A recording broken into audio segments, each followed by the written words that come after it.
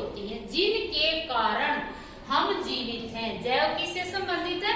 जीव से, क्योंकि हमारे आसपास दो तरह की चीजें पाई जाती हैं, सजीव और निर्जीव। तो यहाँ पर जैव का जो शब्द है क्यों यूज किया?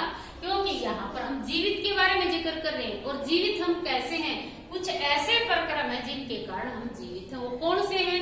सबसे पहले जो इंसान है, कोई जीव है, उसको क्या चाहिए? सांस उसको आना चाहिए। अगर उसको सांस आ रहा है तो वो जीवित है, और नहीं तो निर्जीव है। तो सबसे पहले उसको क्या चाहिए? सांस, क्योंकि भोजन तो बाद में चाहिएगा। अगर वो जीवित है तो सांस ले रहा है तो वो जीवित है। अगर वो जीवित है तो ही उसको भोजन की जरूरत होगी। तो इसके लिए हम पढ़ेंगे बेटा उसको ऐसे वो सभी अंग जो सांस लेने में हमारी सहायता करते हैं, उसको हम पढ़ेंगे श्वसन तंत्र में। पूरे को श्वसन तंत्र बोलते हैं। और उसके बाद आता है बेटा जिंदा रहने के लिए फिर इंसान को, जीव को, किसी भी जीव को क्या चाहिए? खाना। क्या चाहिए बेटा? खाना, यानी भोजन चाहिए उसको। ठीक है। ऑक्सीजन के बाद उसको क्या चाहिए? खाना चाहिए। और खाना जिस प्रक्रम द्वारा खाने से हमें क्या मिलती है? ऊर्जा। आपने सुना होगा कि आपको भोजन की आवश्यकता क्यों है? ऐसा क्वेश्चन हम पढ़ते हैं ना कई बार। तो बेटा जीव को जीवित रहने के लिए, यानी जो विभिन्न प्रक्रम हमारे शरीर में होते हैं, उनके लिए हमें ऊर्जा चाहिए। और वो ऊर्जा हमें किससे मिलती है? भोजन से। वो ऊर्जा हमें किससे मिलती है बेटा? भोजन से। और भोजन हमारा सीधा यूं का यूं जो हम लेते हैं उससे ऊर्जा हमें नहीं मिलती। बहुत सारे शरीर के अंदर परिवर्तन होते हैं जिनके कारण हमें ऊर्जा प्राप्त होती है। तो बहुत सारे अंग इसमें काम करते हैं, कोई एक अंग काम नहीं करता।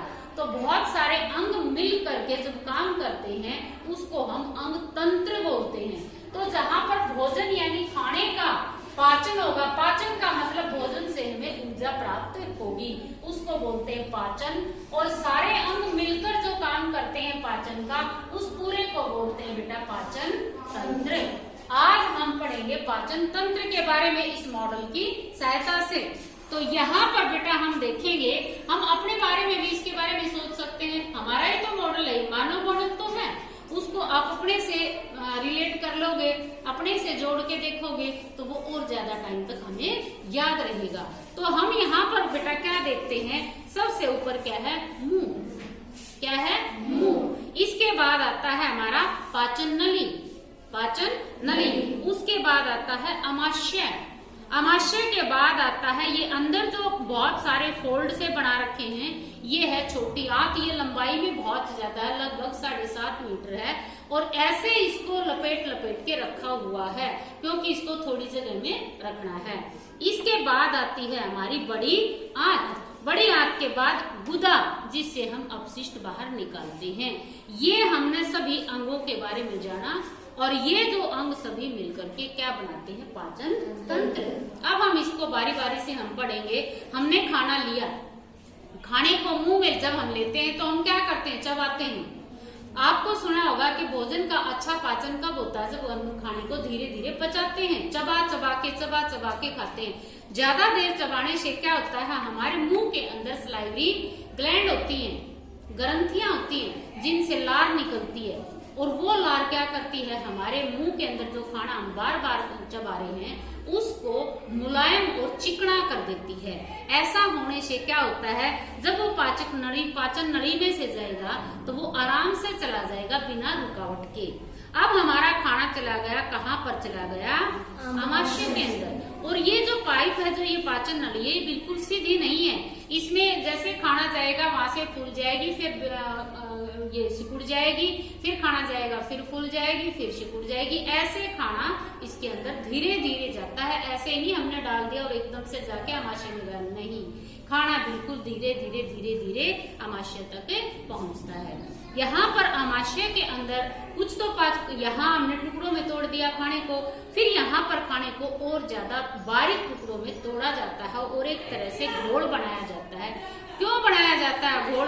क्योंकि हमारा जो पाचन तंत्र में जो छोटी आंत वगैरह में जो भोजन का अवशोषण होना है वो कैसे होगा? घोल रूप में है तो जो इसकी हमारी जो आंत है इसकी दीवारों से अब्जॉर्ब हो जाएगा, अवशोषित हो जाएगा। अगर हमारा खाना बारीक नहीं है, मोटा है, तो उसमें से वो अंदर नहीं जाएगा। जैसे छलनी काम करती है ऐसे काम करता है। जो छोटे छोटे भोजन के कण होंगे वो इसके अंदर से अवशोषित हो जाते हैं। भोजन आमाशय में आया, यहाँ पर HCl अम्ल, हाइड्रोक्लोरिक अम्ल स्रावित होता है। आपने देखा होगा अगर अम्ल हमारे फरस के ऊपर गिर जाता तो फरस को एकदम उसके टुकड़े टुकड़े हो जाते हैं, बिल्कुल खराब हो जाता है, चूर हो जाता है, चूरा हो जाता है। इसी तरीके से हाइड्रोक्लोरिक अम्ल हमारे आमाशय के अंदर जो स्रावित होता है अपने आप ही होता है, वो खाने को और ज्यादा बारीक टुकड़ों में तोड़ देता है, जिसकी हमें अवशोषण के लिए जरूरत है। यहाँ पर जब अम्ल जब फरस को तोड़ सकता है तो हमारे आमाशय की दीवारों को भी वो काट सकता है। भोजन को तोड़ेगा तो आमाशय की आंत को भी काट सकता है। इसलिए यहाँ पर लीवर और यहाँ पर बेटा ये जो पत्ते की तरह की संरचना होती है इसको बोलते हैं अग्नाशय। इसको क्या बोलते हैं? अग्नाशय। यहाँ से और यहाँ से पित्तरस निकलता है। जो अम्ल था वो अम्लीय खट्टा था और यहाँ से जो पित्तरस और ये होते हैं ये कैसे होते हैं? अक्षार्य। अक्षार क्या करते हैं? अम्ल के जो नेचर है, तीखी नेचर है, उसको उदासीन कर देते हैं। उसको क्या कर देते हैं? उदासीन। जैसे हम खट्टी चीज में कोई चीज कड़वी डाल देते हैं तो उसका खट्टापन कम हो जाता है। तो यहाँ पर ऐसा करने से क्या होगा? फिर हमारी जो आमाशय की दीवार है वो सेफ रहेंगी, कटेंगी नहीं। इसके बाद भोजन कहाँ गया बेटा? छोटी आंत में। यहाँ पर पूरी तरह से घोल रूप में बना दिया है। अब छोटी आंत की दीवारों में जो छोटे छोटे छेद होते हैं उनमें से जो खाना है उसके अंदर अवशोषित हो जाएगा। जो काम की चीजें हैं, फालतू की जो चीजें रह जाएंगी जिसको हम अपशिष्ट बोलते हैं वो बड़ी आंत में जाएगा। बड़ी आंत में क्या होता है? कुछ पानी भी, फालतू पानी भी चला जाता है बड़ी आंत में, वो दोबारा से फिर अवशोषित कर लिया जाता है बड़ी आंत के द्वारा। अब क्या रह गया? जो फालतू का रह गया वो रह गया अपशिष्ट, यानी अपाचित भोजन जिसकी शरीर में जरूरत नहीं है, उसको गुदा के द्वारा बाहर निकाल दिया जाता है। ठोस मल के रूप में अपशिष्ट पदार्थों का शरीर से बाहर उत्सर्जन कर दिया जाता है। इस प्रकार से बेटा हमने इस मॉडल की सहायता से मानव पाचन तंत्र के बारे में पढ़ा। मुझे विश्वास है आपको समझ आ गया होगा। नहीं समझ में आए, कुछ पूछना है तो आप मुझसे दोबारा कमेंट करके वीडियो देख के पूछ सकते हैं। Okay, thank you.